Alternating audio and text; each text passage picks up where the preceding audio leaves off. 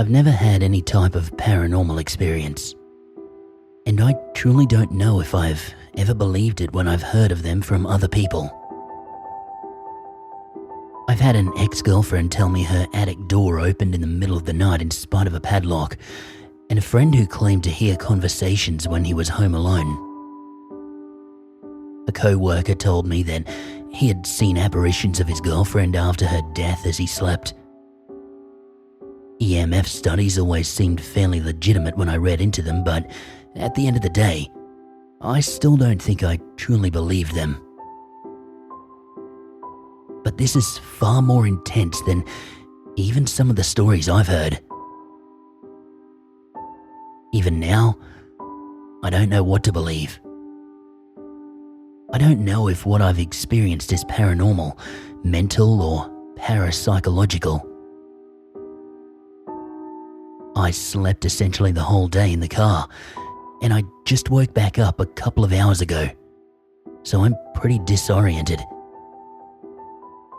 Disoriented and very, very scared. At 32 years old, life has been good to me. I fought off clear signs of alcoholism from my younger days and conquered an early onset of OCD. I've always believed that hard work and perseverance will pay off, and that's what left me where I was last night.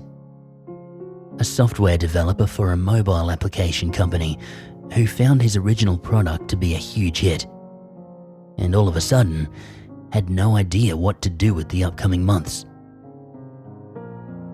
There was no work to do, no hobbies that seemed urgent, so I decided it was time to live a dream. On the 1st of October, my fiancée Jessica and I packed 2 bags each and headed out across the United States with no clear direction.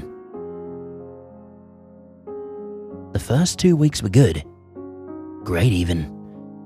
We were taken in by a friend in Austin for half a week and saw the city. We were able to watch Queens of the Stone Age play at Colorado's Red Rocks and had a chance to take part in some of their legality. We saw the Great Salt Lake and the Grand Canyon and spent hours in the car laughing and talking and just listening to music. Finally, on Wednesday night, we figured we'd drive to Albuquerque, see what was left of the balloon festival. We left from Denver early Thursday morning. We barely made it into town in time to find a room at a Motel 6, quite a feat with no reservation during the fiesta, as I understand, before cruising to a fiesta pickup spot and riding out to the field just in time for the Glodio. If you're not familiar, it's when all of the balloons in the field glow in unison at sundown. We were excited for it, of course, but nothing quite captured our wonder like what we saw as we exited the crafts tent to make our way to the balloon field. The massive Sandia mountains were glowing bright pink behind us. I have, of course, never been to New Mexico and had never even heard of the Sandia Mountains. Although I've traveled a lot, I've never seen anything like their luminescent pink aura, and Jessica was equally in awe. We were staring and pointing like the dumb traveling kids we were, apparently to the point where we attracted the attention of an elder local man near the tent. He kind of hobbled over to us, laughing at our reaction and lighting a cigarette. "Not from here, are you?" he asked us, which we of course replied we weren't. "They're beautiful," Jessica said, her eyes still wide. "Truly one of a kind," the stranger told us. "Sandia roughly translates to watermelon. You won't see a glow like that anywhere on Earth. And that's the truth." Jessica pulled in close to me and tiptoed to kiss my cheek. "Screw the balloons," she said. "I want to go up there." I thought she was joking at first, but a look into her eyes showed that she was very serious. Right now? I protested. We just spent an hour trying to bus here. We have to at least see the balloons. Yeah, because spontaneity hasn't been any part of this trip. Can we go, please? No, this starts right at 7. Let's go down to the field. Come on, you're no fun. Let's go. I want to. Suddenly, the stranger stepped between us. I turned to face him, and honestly, I was taken aback by his sudden change in demeanor. A moment ago, he had seemed full of life, amused by the love we were showing his beautiful home. And now he seemed alarmed, concerned even. Well, it's a great place to go, he said, but you don't want to go there at night. I didn't know how to reply right away. Obviously, a sense of adventure has a big part in what we're doing, and we're well aware that driving across the country in a blazer isn't really the safest choice we could make. Jessica answered for me, though. Why's that? She asked. The stranger seemed to be at a loss for words for a moment. But finally he replied, Oh, well, I suppose it's the same as any mountains in the country. You get lost, you don't find your way back. You can go. Lots of people go, but you don't want to go at night. Ah, come on, she said. We just took a detour through the Rockies. I'm pretty sure we can handle this. Young miss, I've been here my whole life. Don't go into those mountains while the sun's down. Oh, we'll be fine, Jessica giggled, bringing her hand up to my chest. Can we go, please? We can come see the balloons light up tomorrow. At the moment, I wasn't too concerned with what the man was saying, although I was a little bit frustrated with Jess. To me, it seems to be the opposite. That we could go up into the mountains any night, but we had a limited chance to see the largest hot air balloon in the nation. But what can I say? I let her win too much. I turned back around to the stranger to pry a little more, or to at least thank him for his concern, but he was already moving back into the massive crowd. That was rude, Jess said with a giggle. Fine, I said with a sigh. Let's go.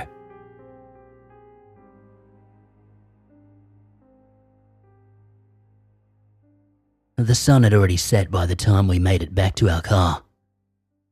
The buses are on a set schedule, so we had to catch an Uber, as the returns weren't running yet.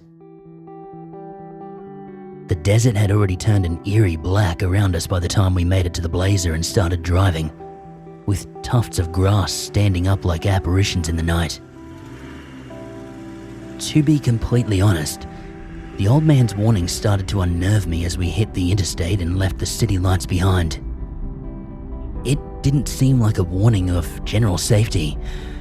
It seemed specific, strange. It hadn't seemed urgent while we were talking to him, but something definitely seemed suddenly wrong. But Jessica was dead set, and I guess her unyielding will is part of the reason I'm marrying her. The drive out to the Sandias on I-40 was surreal. Jess was driving. Yeah, I know. Probably wasn't the best decision based on our differences in desire to be in the mountains. But I had driven most of the day and I was exhausted. Plus, the plans were pretty clear.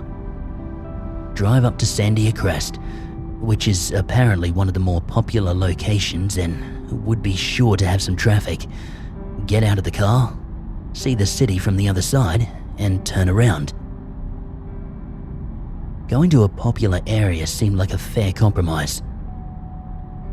Still, as we drove, I couldn't shake the deep pit of anxiety from my stomach.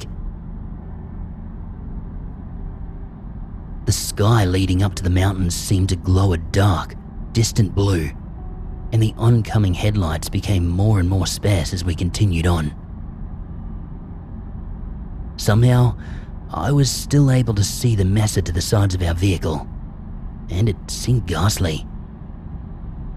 The best I can describe it is that it seemed like we were in one place in time, and outside the vehicle was in another. The rocky crags leaned over us imposingly from the other end, only a few shades darker than the night behind them. I felt more and more threatened as we continued on, and I was grasping to the low hum of the blazer on the road to stay present. I have had anxiety in the past as well, but it wasn't like this. Something about that stranger's warning haunted me more and more as we drove. Not in what he said, but how he said it. With fear in his eyes. His voice stern and unyielding. He had been so welcoming at first, but when Jess mentioned the mountains, he had changed immediately. He was afraid of the Sandias. Truly afraid. But Jess drove on, in as cheery a mood as ever, and I tried to cling to her confidence as best I could, and to focus on the ambient metal playlist she started via Bluetooth. Finally, we ducked out of the foothills and behind the first major mountain. Almost on cue, the music started cutting in and out, but not between clear silence and full volume. There seemed to be waves to the signal, like it was picking up radio frequencies. Each time it cut out, the whirring became more intense. It almost sounded like voices in a different language. Jessica reached up nonchalantly to switch to a radio station, but it only roared with static. Okay, I said, shivers going down my spine. What the fuck? It's just the signal, babe, she said. Jess, I said, something is wrong. Can't you feel it? I feel great, she said. Aren't you excited? Suddenly, the static fell to silence, and those same strange voices broke through. What the fuck? I yelled. Babe, it's just the signal. Have you ever heard radio signals sound like that? I sure as hell haven't. The voices grew faster, more contorted. Please, Jess, I have a really bad feeling about this. I'm freaked out. Please, let's go back. We're on the interstate. We can't just stop. I'm serious. I know you want to be up here, and I can't put my finger on why I'm feeling like this, but I have a feeling something bad's gonna happen. Can you please go back? We can't stop. We're on the interstate. Suddenly, a pair of headlights flicked on behind us, like there was a car there the whole time driving without their lights on. Jessica looked up into the rear view, finally showing some concern on her face, and I noticed how close to our tail it was. What the fuck, asshole? She muttered, and put on her blinker to turn into the left lane. The vehicle behind us merged into the same lane, and we could hear its horn blaring in the silence of our vehicle. She merged to the right, and again, the car followed. Jess, I said, stop the car. Pull over.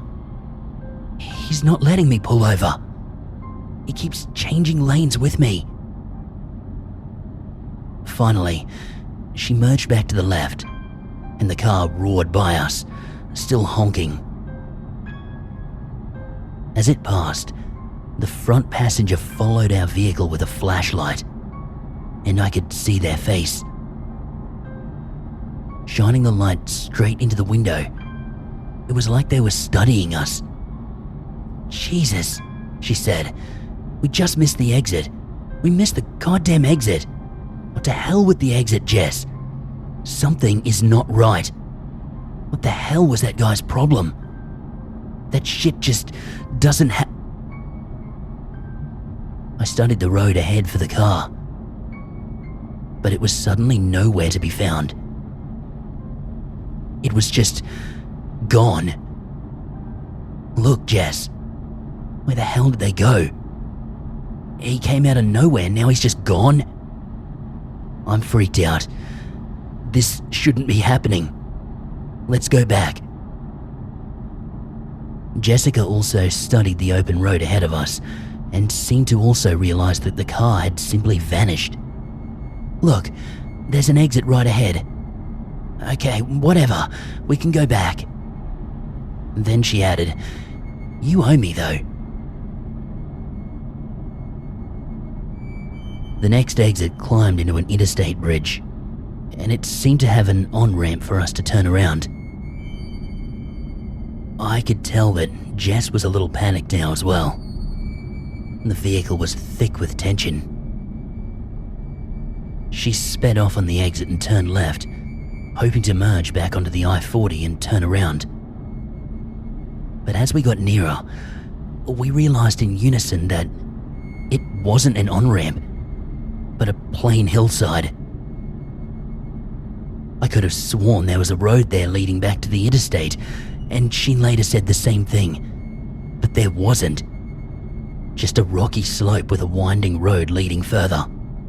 "Fuck," she said, now visibly shaken up as well, albeit trying to hide it. I could have sworn there was an on-ramp there. Okay, we're just gonna turn around and keep going down I-40. We'll turn around when we can, and then sure, we can... Oh, holy shit. Light suddenly glared in the rearview mirror. Another vehicle behind us.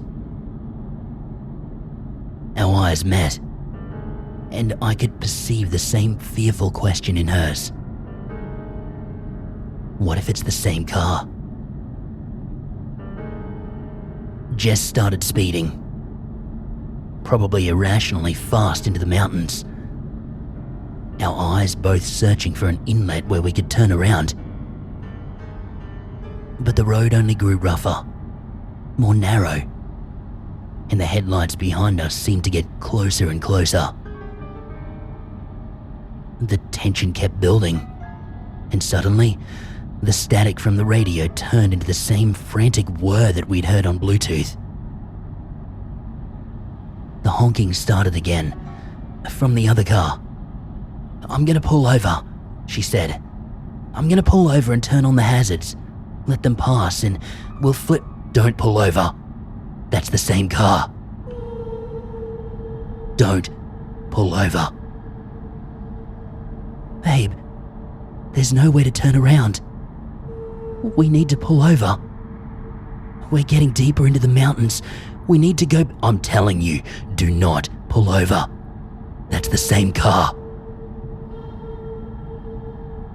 The other car was now mere inches behind our bumper, its headlights obscured by its proximity, but the passenger's flashlight beaming brightly through our back window. The honking roared and roared, almost constant now, and the whirring of the radio was ear-piercing, otherworldly. "I'm pulling over. Don't, Jess, please."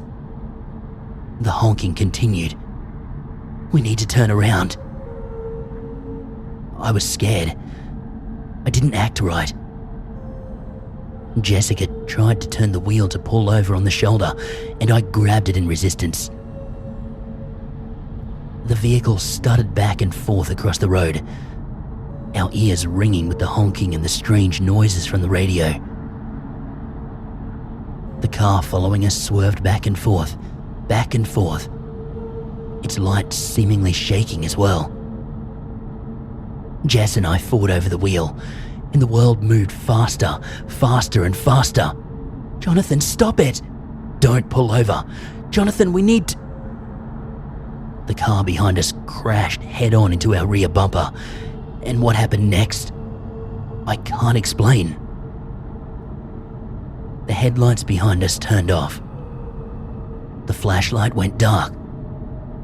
The frequencies from the radio died.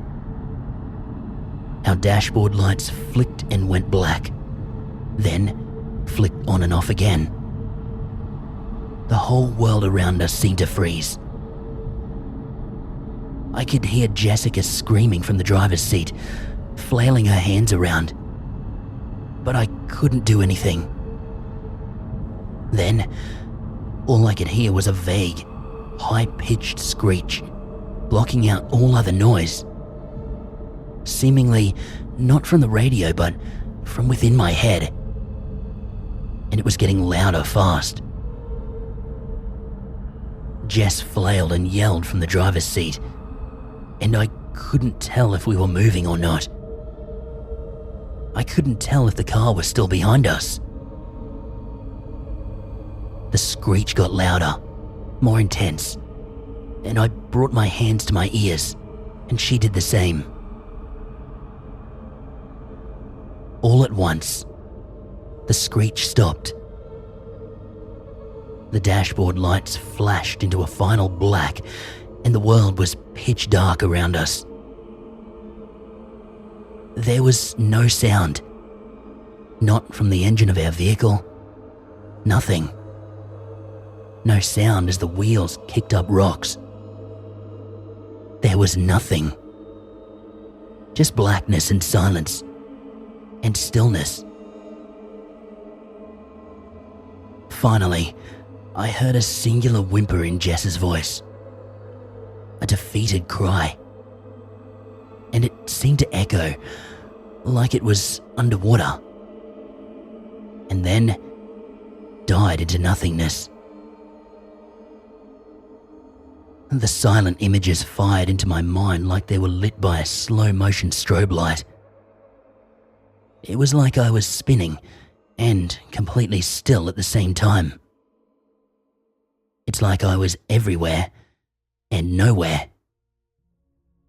It's like I was floating above and yet stuck within my core. There was the silhouette of a house on the mountainside. There was a flickering campfire with no one sitting around it.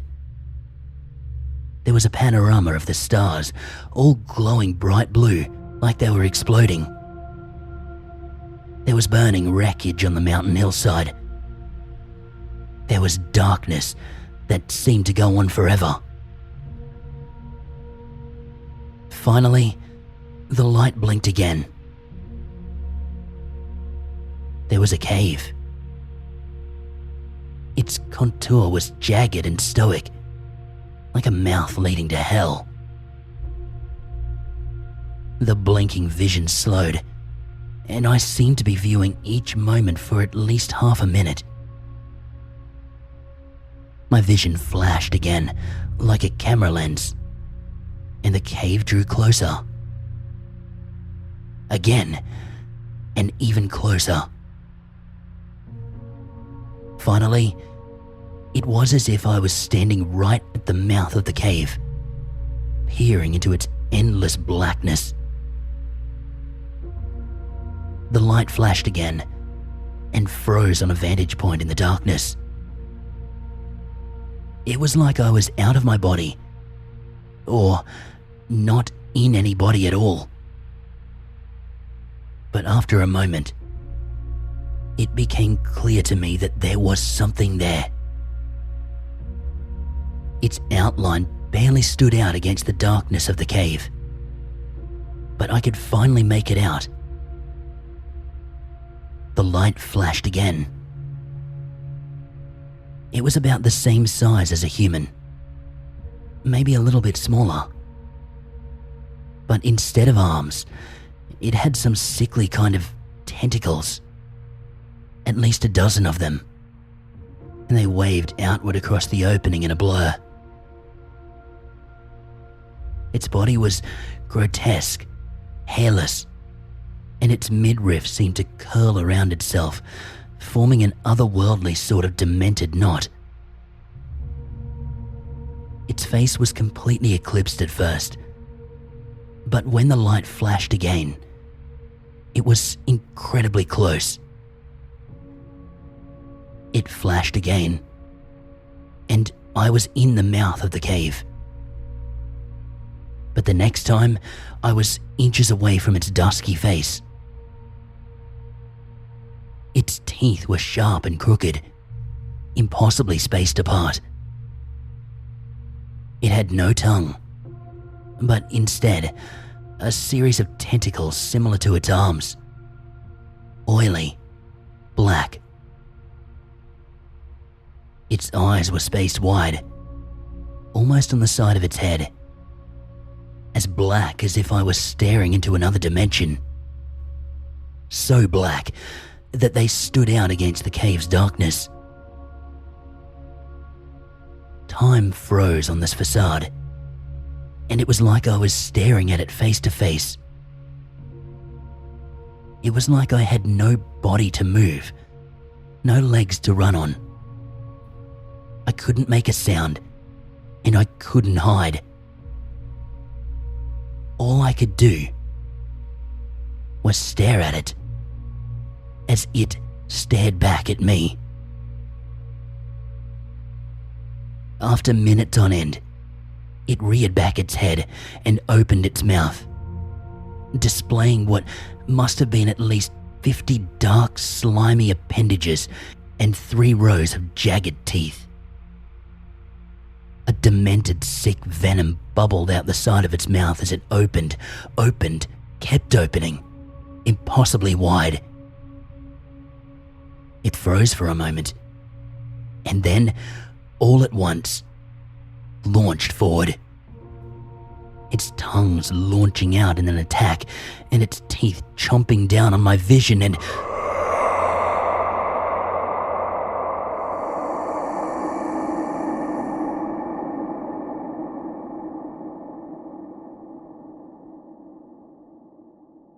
I woke up in the driver's seat. The dawn peering over the eastern slopes, painting the horizon a docile, gorgeous pink. For a moment, I was calm. And then I realized what had happened. I screamed and turned to Jess. But she wasn't there. That's when it hit me. She had been driving. Her, not me. But I was in the driver's seat, and the engine was smoking from under the hood, and she was nowhere to be found. I scrambled for my phone, rifled through my pockets, but I couldn't find it anywhere. Finally, I saw its grey sheen on the passenger side floor, where I had been sitting. I unlocked it with my fingertip, and I was panicked to see I had 15 missed calls and about 30 text messages. I was disoriented and confused as I first opened the texts. Again, there were tons of them, all from Jessica. But I didn't go back to the start and read them. The most recent one, marked as 15 minutes ago, stood out and sent my whole body cold. Please, okay, if you're mad at me for something, please just call me and let me know. Please tell me you're okay. I've called the police. Without reading another text, I hit the call icon and I dialed out to her. Surprisingly, with perfect service. She answered after one ring, her voice thick with worry. Jonathan? Jess, where are you? There was murmuring in the background. Where the fuck did you go? Where did you go last night? I'm at the police station following up on a missing persons report. Where did you go after the balloon fiesta? I was completely in shock, unable to put together what was happening. Finally, I put together a muffled reply. Jess, babe, I'm in the mountains. I don't know what happened. Please just send me the address where you're at. I'll be there soon. I started crying frantically, bawling into the phone. Babe, She said, her tone suddenly quiet and concerned. what's going on? Are you okay? What the fuck's going on? I don't know, I replied through tears. I don't know. I'll be right there. I couldn't carry on the conversation. I assured her again that I would be there as soon as I could, and I ended the call. I tried to turn the ignition over, but it only grinded. The car had already been running. Another thick layer of smoke coughed up as I flew into reverse, and I panicked for a moment at the prospect of having no gas to get home. But when I looked at the gauge, it was completely full. Like I'd only driven a couple of miles. The way out of the mountain inlet was a disorienting blur, and my emotions were running. I couldn't tell where I was, and I didn't see anybody behind me. But as I turned back onto a paved road, my rearview mirror caught something in the mountains at least 50 yards above me. That cave from my vision. The exact same rugged, sharp outline peering out from the mountainside. I can't put this together. I don't know what to do. I eventually made my way to the Albuquerque police station, and I basically stammered through that I had taken a drive and had passed out or something, and that I didn't know what happened. Jess insisted on bringing me to the hospital and somehow convinced the police to let her do it instead of them. Once we were outside, I broke down. I told her everything as I remembered it, and she looked terrified with concern. She remembered that we had went down into the balloon field after speaking to the stranger, and that she'd lost track of me in the crowd, and had called me all night, and Ubered back to the hotel to find the vehicle gone. She brought me to the ER, where they ran all sorts of tests and eventually determined that there was nothing physically wrong with me. It was so vivid, though. I just can't accept that it was a break from reality. Everything got distant and blurred once we saw that car behind us. But we were driving for at least 30 minutes before that, and everything was so real and so normal. The ER released me about 1 p.m. today, after about a 6-hour stay. They made a referral to a specialist, but they said as far as they can tell, everything seems normal. I told Jess I was willing to stay overnight there to make sure I wasn't going to die, but her face suddenly shifted into a gaze of surprise. "Oh my God," she said. "What? What is it?" "You know when you have a dream that you can't quite bring back the next day, but it comes snapping back all at once?" "Yeah, I know," I said, my voice still shaky. When I was at the police station making a report, I fell asleep on the bench, but only for a few minutes. Holy shit, Jonathan. I dreamed about a cave too. I dreamed about something in a cave. I couldn't see it, but I felt it. I dreamed I was driving us up the mountains, and there was something in the cave. The more we talked about it, the more similar our stories became. At least about the drive to the Sandias and the thing in the cave. She doesn't remember a car stalking us, or the whirring on the radio, or everything going black. As far as she remembers, she was at the fiesta, and then left when she couldn't find me. And then she dreamed this dream when she was waiting for the police to fill out their reports. After quite a bit of deliberation and discussion, we decided it was best we just get the hell out of New Mexico. Jess drove until about an hour ago, and I slept in the car. She's asleep on the bed behind me in a hotel room in northern Colorado right now. But I can't sleep. It's not because I slept in the car. It's that I'm afraid. I can't shake the feeling that we're not alone.